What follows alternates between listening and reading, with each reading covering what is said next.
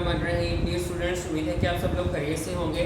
Pakistan studies 10th class के हवाले से हाजिर हुए हैं और आपको याद होगा कि आज हमारा 21st लेक्चर है इसका, और पहले 20 लेक्चर्स में हम जो है स्टार्ट किया था तरीक़े पाकिस्तान, जो चैप्टर नंबर 6 हमारा बनता था तरीक़े पाकिस्तान पार्ट 2। उसमें हमने आपको याद होगा तमाम ज़ुल्फ़िकार भुट्टो से लेकर जो मौजूदा गवर्नमेंट अभी हमारी चल रही है PTI की, मिस्टर इमरान खान जो कि प्राइम मिनिस्टर हैं हमारे, उनके अहवाल कुछ पढ़े। उसके बाद हमने जो है आगे पाकिस्तान की खारजा पॉलिसी वाला चैप्टर 7 पढ़ा, जिसमें पाकिस्तान की खारजा पॉलिसी की तारीफ़ हमने की, फिर खारजा पॉलिसी के पाकिस्तान की खारजा पॉलिसी के मकासद किए, फिर पाकिस्तान के हमसाया ममालिक के साथ ताल्लुकात, central Asian countries Azerbaijan, Tajikistan वगैरह इनके साथ ताल्लुकात, पाकिस्तान के हमसाया ममालिक वो जो बॉर्डर्स जिनके मसले लगते हैं वो हमसाया ममालिक हुए, उनके साथ हमने भारत, चाइना, अफ़गानिस्तान, ईरान के साथ ताल्लुकात पढ़े। फिर हमारे OIC organization of Islamic countries की जो तंजीम है उसके साथ जो ताल्लुकात थे उनके बारे में हमने पढ़ा। उसके बाद हम आगे गए थे, हम south Asian regional corporation organisations के जो रुकन ममालिक हैं उनके साथ पाकिस्तान के ताल्लुकात कैसे हैं, पाकिस्तान के ताल्लुकात अमेरिका के साथ, रशिया के साथ, इंग्लैंड के साथ पढ़े, भूटान के साथ, मालदीव के साथ और जापान के साथ पढ़े। और उसके बाद हम आगे चैप्टर 8 जब हमने स्टार्ट किया अपने प्रीवियस लेक्चर्स में, तो चैप्टर 8 में हमारा जो माशी तरीक़ा था उसको पढ़ा। उसका इंट्रोडक्शन हमने किया, इकनॉमिक डेवलपमेंट की तारीफ़ की हमने, प्रोफेसर आर्थर ल्यूस की तारीफ़ की। फिर उसके बाद माशी तरक्की के जितने भी पाकिस्तान में मरहले गुजरे, अशरे 10 साल को कहते हैं, और मरहले उसके अंदर 5 साल मरहला, पहला मरहला, दूसरा मरहला, इस तरह 8 मराहिल हमने पढ़े। तो माशी तरक्की के हवाले से जब हमने डिस्कशन स्टार्ट की थी तो आपको याद होगा मैंने आप लोगों को बताया था कि माशी तरक्की के लिए, किसी भी मुल्क की माशी तरक्की के लिए सबसे पहले उसके नेचुरल रिसोर्सेज को देखा जाता है कि अल्लाह ताला ने उसको किन किन चीज़ों से नवाजा है। मादनियात किस तरह की पाई जाती हैं, जो ज़राई पैदावार है वो किस तरह की है, फिर उसके बाद इंडस्ट्रीज़ कैसी हैं, उसका नहरी निज़ाम कैसा है, और उसकी बंदरगाहें अल्लाह ताला ने उसको प्रोवाइड की हैं। तो अल्हम्दुलिल्लाह अगर हम माशी तरक्की के तमाम पहलुओं को देखें तो पाकिस्तान किसी भी लिहाज से अल्लाह ताला ने पाकिस्तान को किसी भी नेमत से महरूम नहीं रखा। अगर हम मादनियात के शोबे को देखें तो हर तरह की मादनियात किसी न फितुल अंदाज में पाकिस्तान में पाई जाती हैं, जो हमारी अगर बेहतर मैनेजमेंट से उनको हम एक्सकवेट करें यानी निकालें तो उसको हम काफ़ी हद तक जो है अपनी ज़रूरियात पूरी कर सकते हैं। इस तरह सुई गैस है वो भी नेचुरल रिसोर्सेज में आती है, उससे आप देखें कि तकरीबन हमारा आधे से ज़्यादा मुल्क जो है वो अपनी डोमेस्टिक और इंडस्ट्रियल ज़रूरियात को पूरा कर रहा है। इस तरह फिर हमने मईशत के अहम शोबों में हमने आगे गए, मराहल डिस्कस करने के बाद हमने मईशत के अहम शोबों में सबसे पहला शोबा जो था वो मादनियात डिस्कस किया, और उसमें तकरीबन 10-11 किस्म की मादनियात डिस्कस की। जो आज हमारा टॉपिक है, जैसा कि आप बोर्ड पर देख रहे हैं, लेक्चर नंबर 21 में हम ज़राअत यानी एग्रीकल्चर के हवाले से पढ़ेंगे। तो इसमें सबसे पहले हम ज़राअत की अहमियत के बारे में जानेंगे कि ज़राअत हमारे इसमें क्या अहमियत रखती है, और ज़राअत के जो मसाइल हैं इसमें इजाफ़ा और इसमें कमी की क्या वजूहात हैं। उस चीज़ को हम पढ़ते हुए आगे बढ़ेंगे और देखेंगे हमारा 15 से 20 मिनट्स के लेक्चर में हम जितना टॉपिक कवर कर सकेंगे वही फिर आपके बेटा डायरी होगी। तो मैं इसकी रीडिंग करता हूँ। जब हमारे लाइव लेक्चर्स हो रहे होते हैं क्लास में तो हमारा स्टडी का तरीकाकार ये होता है कि स्टूडेंट्स जो हैं पहले लेक्चर्स को हम इसी तरह ब्रीफ करता हूँ जैसे मैंने अब किया है, फिर बच्चे उसकी रीडिंग करते हैं और रीडिंग करने के दौरान हम स्टूडेंट्स मिलकर आपस में डिबेट करते हैं कि सर ये पैदावार इधर इतनी ज़्यादा क्यों है, यहाँ ऐसे क्यों है, क्योंकि हमारी जो टॉपोग्राफी है पाकिस्तान की वो भी डिफरेंट है। इस लिहाज से हमारी जो ज़राअत है वो भी मुख्तलिफ सूबों में मुख्तलिफ इलाकों में डिफरेंट होती है।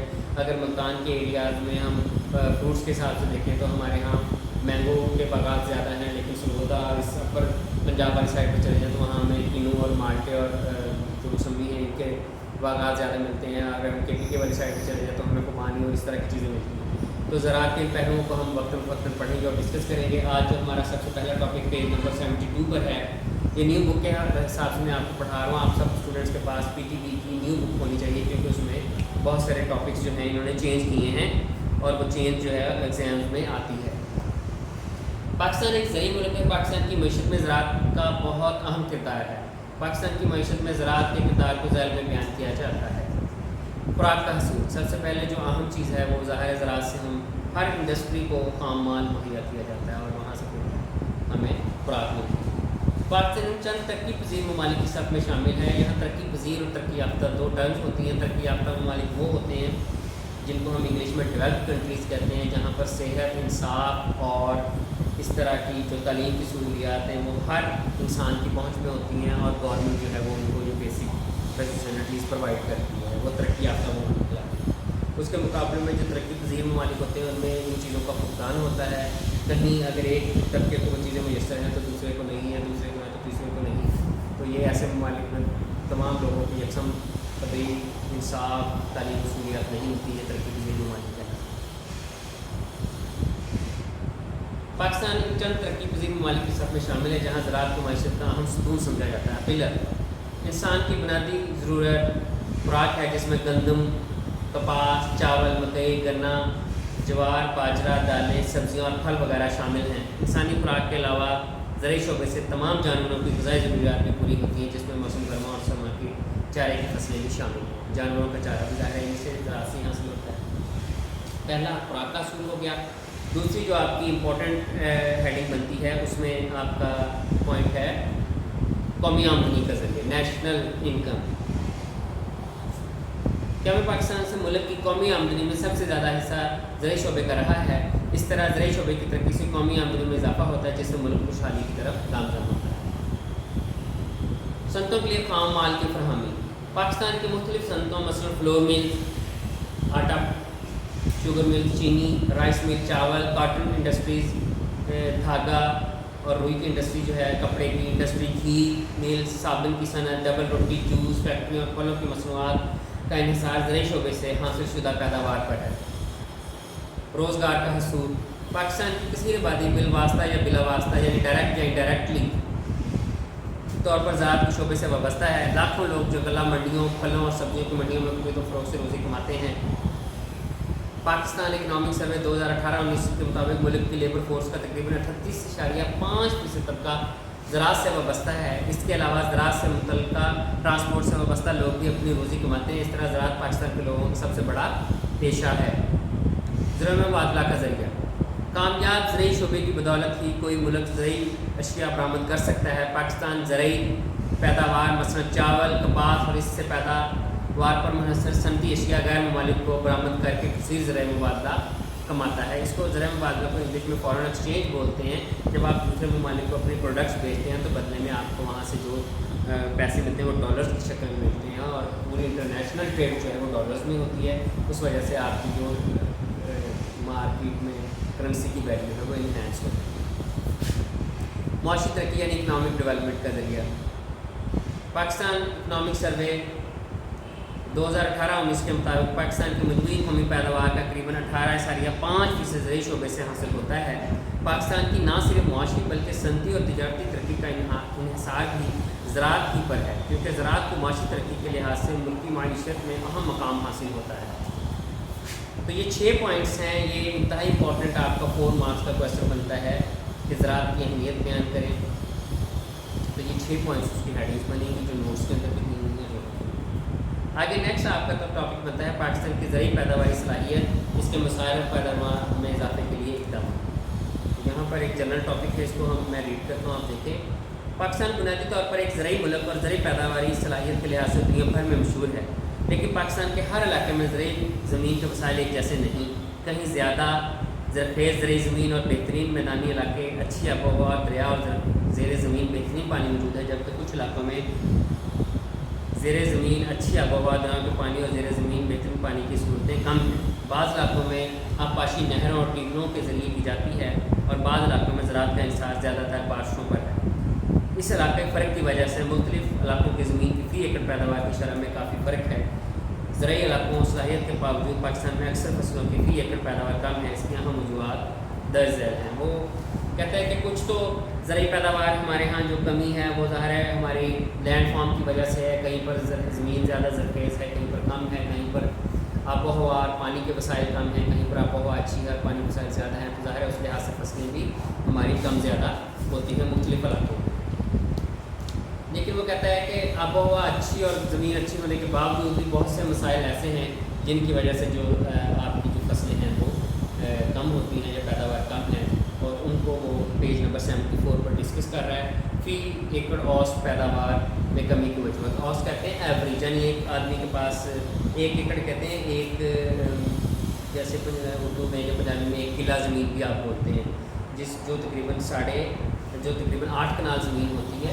8 कनाल 160 मरले 1 एकड़ में, اور 1 ایکڑ کی اگر ایک بندے کے پاس 10 ایکڑ ہے تو 1 ایکڑ سے اس کو 20 من گندم حاصل ہوئی، 1 سے 40 من، 1 سے 80 من، تو جو اوس یعنی ایوریج اس کی نکلی وہ نکلی 50 من۔ تو وہ یہاں پر وہی کہہ رہے کہ فی ایکڑ اوس پیداوار میں کمی کی وجوہات کیا ہیں۔ یہ شارٹ کویشچن آپ کا بنتا ہے، فی ایکڑ اوس پیداوار میں پاکستان میں فی ایکڑ اوس پیداوار میں کمی کی وجوہات لکھیں۔ تو یہ شارٹ کویشچن بنے گا، جو 3 وجوہات ہیں ہم لکھتے ہیں ابھی۔ ہم آج تک زرعی پیدان میں خود کفالت کی منزل کو نہیں پا سکے کیونکہ ہماری زراعت پسماندگی کا شکار ہے، بیکورڈ ہے پرانی۔ آج ترقی یافتہ ممالک میں جدید ترین مشینوں کے ذریعے کھیتی باڑی ہوتی ہے، جبکہ ہمارے یہاں زراعت کے پرانے اور روایتی طریقے استعمال ہوتے ہیں جس سے فی ایکڑ اوس پیداوار میں خطر خواہ اضافہ نہیں ہو رہا۔ ظاہر ہے لوگوں کے پاس اتنا سرمایہ نہیں کہ وہ جدید مشینری جیسے کہ مشینری قیمتی ہے، باہر سے امپورٹ کرنی پڑتی ہے اس وجہ سے۔ پاکستان میں آبپاشی کا وسیع نظام موجود ہے، لیکن یہ نہریں ساری زرعی زمین کو پانی مہیا نہیں کر سکتی جس سے آبپاشی کے مسائل پیدا ہو رہے ہیں۔ یہ بھی فی ایکڑ اوس پیداوار میں کمی کی ایک وجہ ہے۔ قدرتی آفات میں سیلاب اور زلزلے وغیرہ سے مٹھور کا مسئلہ، غیر معیاری بیجوں اور کھاد کا استعمال، کسانوں کا تعلیم یافتہ نہ ہونا، زرعی قرضے کے حصول میں دشواری اور فصلوں کی بیماریاں وغیرہ بھی فی ایکڑ اوس پیداوار میں کمی کی وجوہات ہیں۔ سیم اور تھوڑ بھی آ جاتی ہے اور بہت سے دوسرے مسائل بھی آ جاتے ہیں اس میں۔ تو یہاں یہ 3 پوائنٹس لکھے ہیں، آپ ان 3 پوائنٹس کو بریک کر کے بھی بنا سکتے ہیں، 5 پوائنٹ بھی بنا سکتے ہیں۔ اس کے بعد زرعی پیداوار میں اضافے کے لیے مختلف اقدامات، اب جو اقدامات کیے ہیں اضافے کے لیے وہ بھی اس میں شارٹ کویشچن بنے گا اسی طرح جیسے اوپر والا بنا، یہ بھی اسی طرح شارٹ کویشچن بنے گا آپ کا۔ زرعی پیداوار، پاکستان میں زرعی پیداوار میں اضافے کے لیے کیے جانے والے اقدامات، کوئی سے 3 اقدامات لکھیں تو یہ اقدامات آپ لکھیں گے اوپر کر دیں۔ زراعت کے شعبے کو ترقی دینے کے لیے سائنسی بنیادوں پر مختلف زرعی آلات اور جدید مشینوں کی مدد سے کھیتی باڑی کو رواج دینا ضروری ہے، اس سے ہماری قومی آمدنی بڑھے گی اور ملک خوشحال ہوگا۔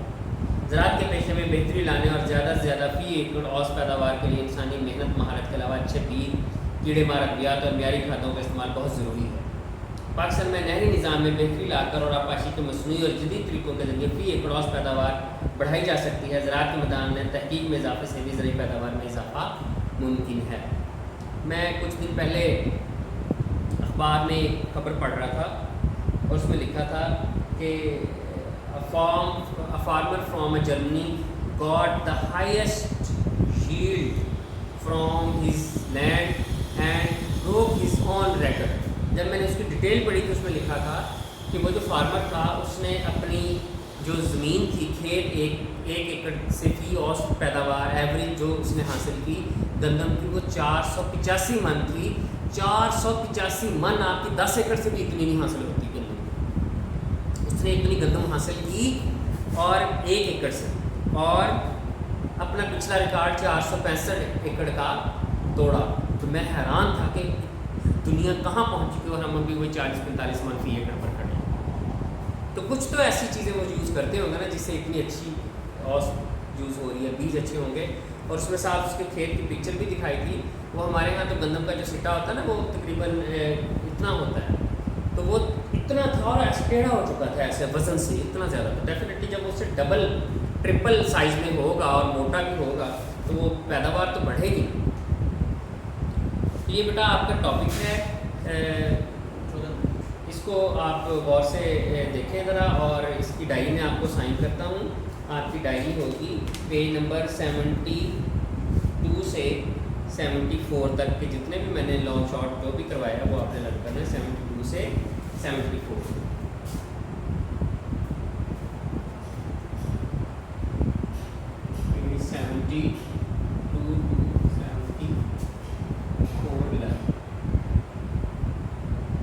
یہ آپ کی ڈائری ہے 72 to 74 لرن۔